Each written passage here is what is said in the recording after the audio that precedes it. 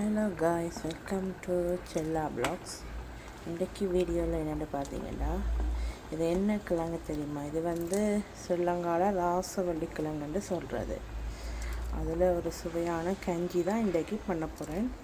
குட்டி குட்டியாக அந்த கிழங்கை வெட்டிட்டு தண்ணியை ஊற்றி அவிய விடணும். நல்லா அவிஞ்சு இது பார்த்தா அப்படி மசீரமாக இருக்கணும். இது நல்லா அவிஞ்சிட்டு இன்னும் கொஞ்சம் தண்ணி வற்றும் வரைக்கும் நாங்கள் வெயிட் பண்ணுவோம்.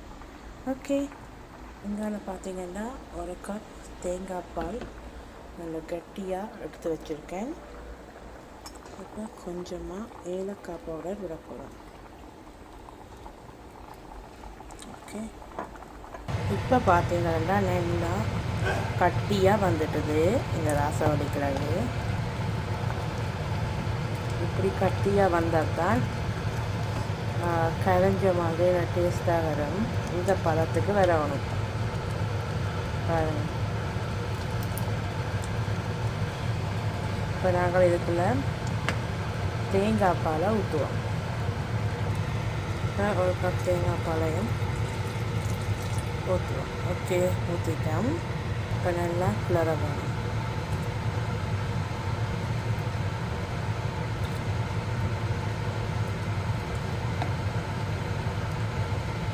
இது இப்போ நல்லா கிளறிட்டோம். இது கொஞ்சம் இந்த வத்தினா பிறகு தேவையான அளவு சீனி போடுவோம்.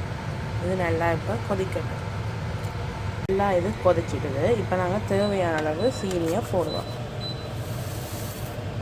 அவங்களுக்கு எவ்வளோ இனிப்புக்கு வேணுமோ அதுக்கேற்ற மாதிரி சுகரை போடுவோம்.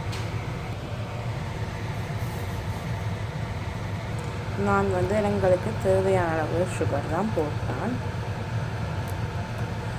இப்போ நல்லா இதை கிண்டணும். ஒரு 10 மினிட்ஸுக்கு அப்புறம் இதை இறக்கி குடிக்கலாம். ஃபைனலி பார்த்தீங்கன்னா இதுதான் ராசவள்ளி கிழங்கு கஞ்சி. உண்மையாகவே சூப்பராக இருக்குது, டேஸ்ட்டாக இருக்குது. நீங்களும் ட்ரை பண்ணி பாருங்க. இந்த ரெசிபி வேணுமெண்டா கமெண்ட் பண்ணுங்க. இன்னொரு நாள் நான் கண்டிப்பாக செய்து காட்டுவேன்.